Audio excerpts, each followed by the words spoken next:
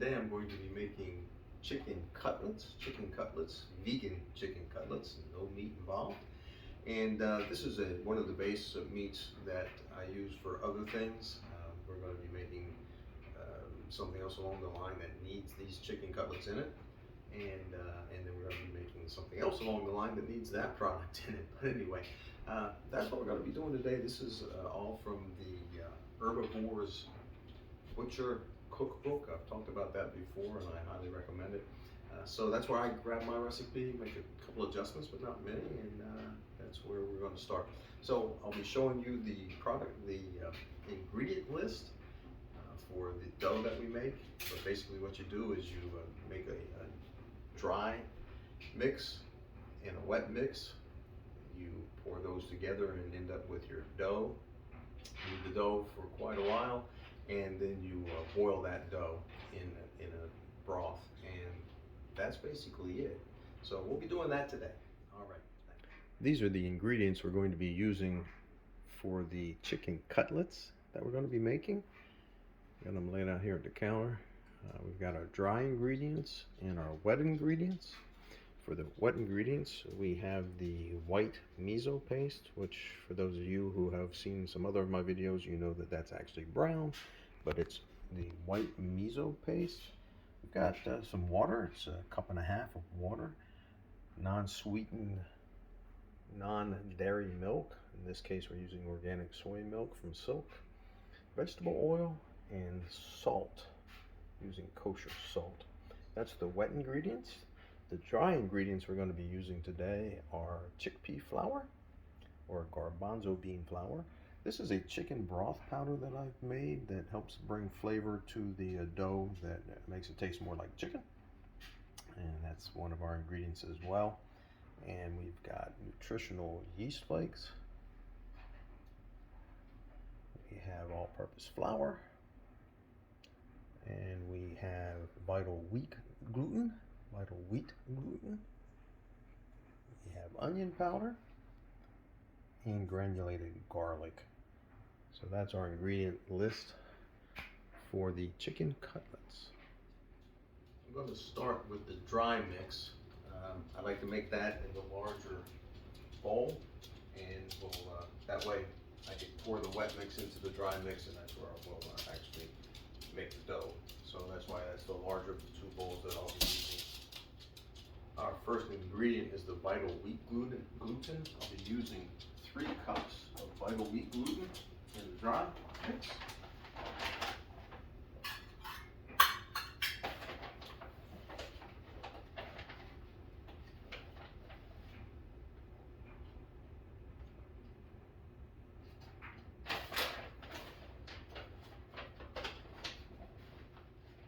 Our next ingredient is 1/2 cup of nutritional yeast flakes. 1/2 cup nutritional yeast flakes.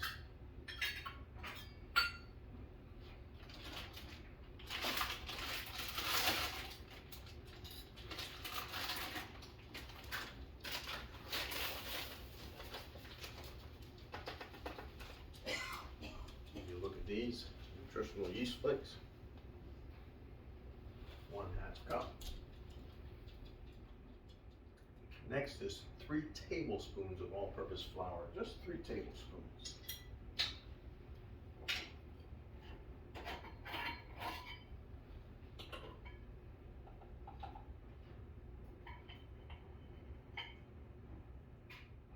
Now we add 1 tablespoon of chickpea flour. 1 tablespoon of chickpea flour.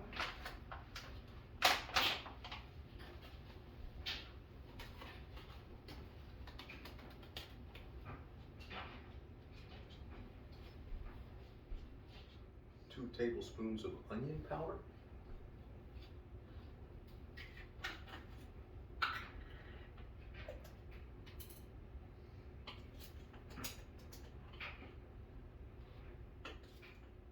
2 tablespoons of granulated garlic.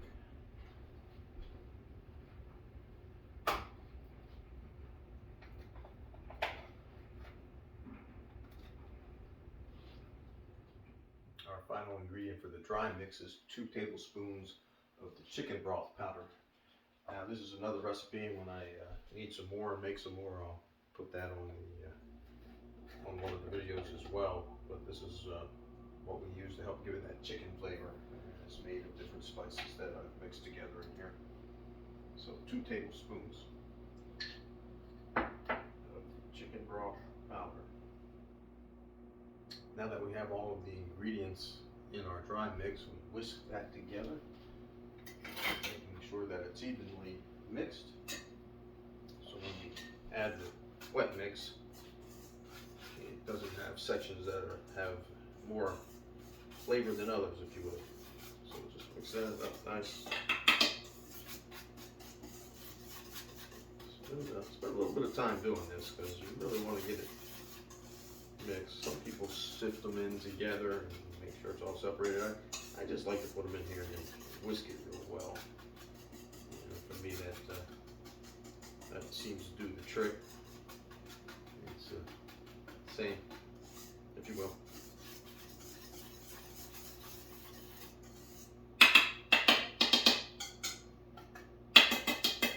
Alrighty. And now for the liquid mixture. We'll start with the 1.5 cups of water. It's just 1.5 cups. I've already measured it out.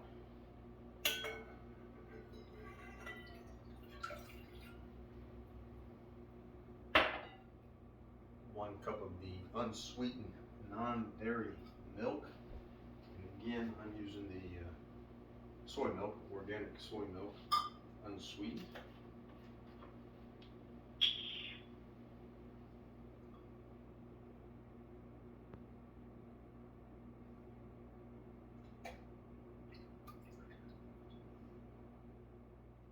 I'm going to add 1 tablespoon of salt next. That's just 1 tablespoon.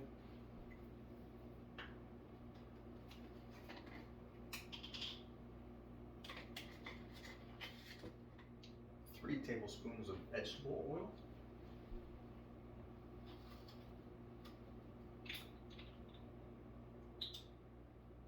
And finally 2 tablespoons of the white miso paste. 2 tablespoons of the white miso paste. And for those of you who haven't seen my videos before or haven't seen white miso paste, it is brown, but that's our white miso paste. Okay, now that all of our white ingredients are in the bowl, we need to whisk that. You saw how thick, or maybe you couldn't from that distance, but how thick the white miso paste is. It's all lumped up in here, and we need to make sure that gets combined and mixed in well with all the other ingredients. So we really need to spend some time whisking this. We also want to get the oil spread out. We don't want a clump of oil falling in there. This can, again, take just a little bit of time to do. You really want to whisk it well. For those of you who prefer to use a hand mixer, you can, but it doesn't take that long. In fact, we're almost finished. A little tiny lump. Oh, I think that's got it. Alright, so we're all mixed in there. And we're ready to actually pour this into the dry mixture, and I'll stir that with a rubber spatula until it gets a little bit too thick to stir, and then we're going to knead that with my hands. I'm going to knead it with my hands.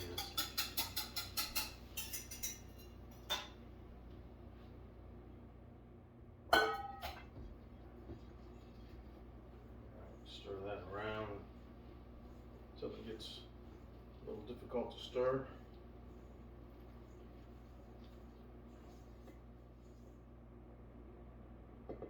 At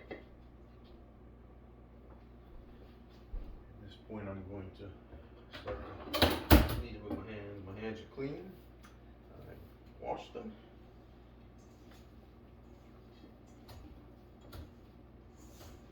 Get no dry spots in here. I don't want it too wet either. So if it starts to get too crumbly, you can add just a little bit of water, and I would add maybe 1/8 of a teaspoon at a time at most. because it doesn't take much sometimes to revive it. If it's too sticky, you can add just a little bit more flour, and again, no more than 1/8 of a teaspoon at a time is my method. You can do as you want, obviously. That's what I do.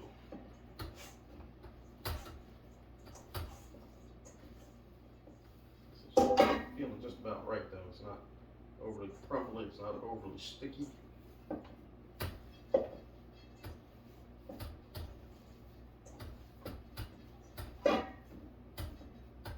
See what we got here.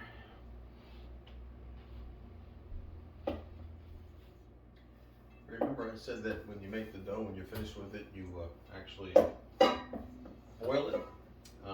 It would have been really helpful if I had water boiling, which I do now. I mean, it's not boiling, but it's heating up. But technically, you should have filled up a pot of water and started to get it hot and ready to boil, so that when you're finished with this part, you can just drop the pieces into the boiling water. So that's getting hot, and it's getting ready to start boiling. In the meantime, we've got a clean cutting board here, and I'm going to continue to knead this. The longer you knead it, the stiffer it gets, which is a good thing. It gives it more consistency, better consistency, I should say. Now you can have more consistency. Everything has a consistency, but I digress. Anyway, we do this, and then we're going to separate out about 2 to 2.5 ounce pieces from this. I'm actually going to get a scale out because I haven't done that before. I've just kind of gotten pieces off of it and what have you, but I'm going to get a scale out, and I'm going to get as close as I can to 2.5 ounces, and then I can eyeball the rest based on the size of that 2.5 ounce piece, because it's not that important, but I like to do that. All right, I've got the scale out, and I'm going to take a piece and see what we've got. That's 2.65, so that's pretty close to 2.65, and we'll let that stand. And I'll start getting pieces that are approximately that size off of here.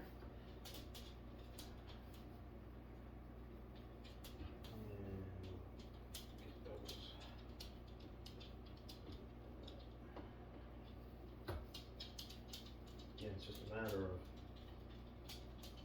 getting all these pieces about 2.5 ounces, a little less, since that's 2.65 will be fine.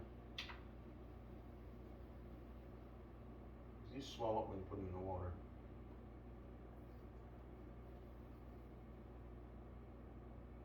There we go, 2.26. Yeah, so somewhere between these two. Good.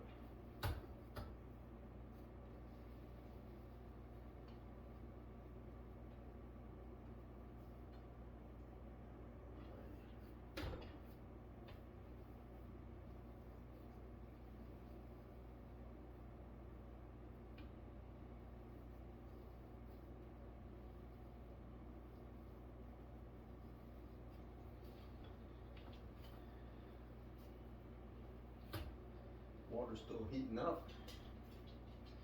But the basic idea is to keep kneading these. Once you get them into the pieces, you're going to knead these some more, kind of fold them over on themselves. And again, like I said, the more you do this, the tougher it gets. And that's what we're looking for. We actually want it tougher. We don't want it easily pliable. And once we get it to the consistency that we're looking for, which is a little tough, not horrible, then kinda shape it into a little bit of a drumstick, and then I'm going to drop that in the boiling water, and we'll let it boil for a while. I'll tell you more about that in just a minute. I'm working the last piece here. The water is starting to boil. I'm going to actually turn it up just a little bit more. It was boiling, but you don't want a rolling boil. You're only going to simmer these. But just, again, showing you what I'm doing.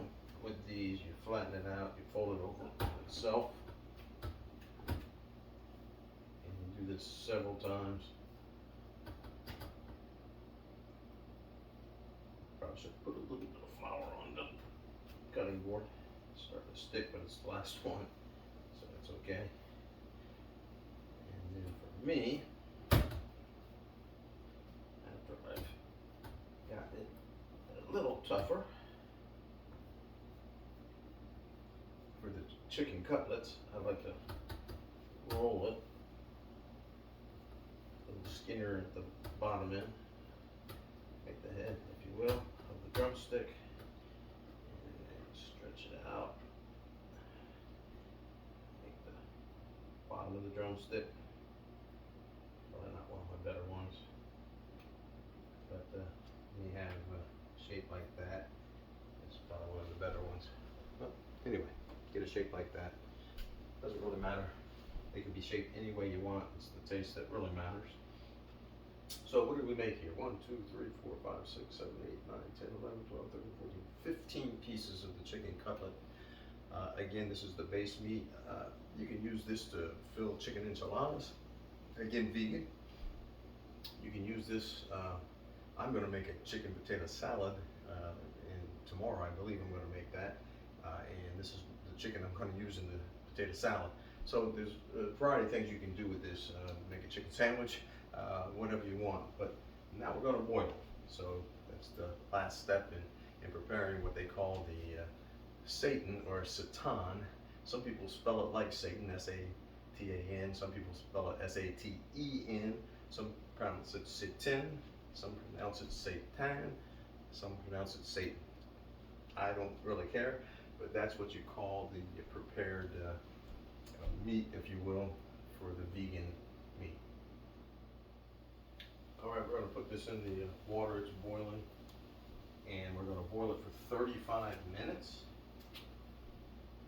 It's better to boil it slow. And again, so we're looking for a simmer. Slow and longer is better than quick and shorter when you're making this kind of vegan saten. And we're going to stir it every now and again so it doesn't stick to the bottom. Eventually it'll float, but so at first it doesn't stick to the bottom and burn on the bottom. We're going to give it a stir every once in a while. Just come in here and lift it up, if you will. That's really all I do. Alexa, set a timer for 35 minutes. I've got this down to medium heat, so it's just it. Alexa, set a timer for 35 minutes. 35 minutes, starting now. There we go. And so I've got it set at medium heat. That should level off to a simmer for me.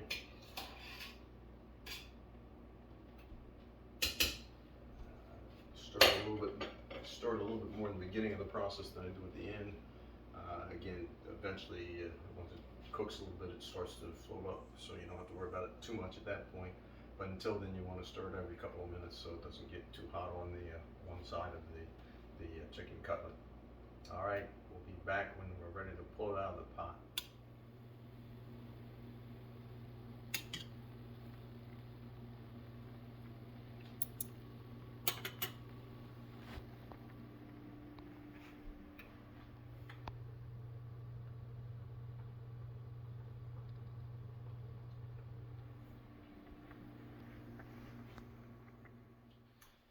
We're down about 40 seconds before we need to, 33 seconds before we're finished cooking. I'm going to go ahead and turn the heat off. Like a stove, it's still going to boil for a little while. When the 33 seconds are up, 22 seconds now, I'm going to go ahead and push it off the burner. And then I'm going to put the pieces of chicken into the colander here and let it cool a little bit. You can use this right away. 6, 7, all right.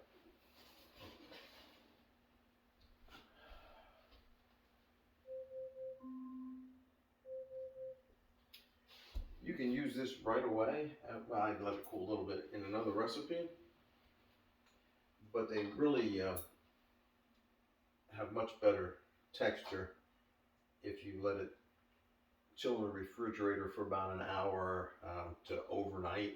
You know, you get a better, kind of a better texture, better feel, better what I like to call mouth feel when you eat it.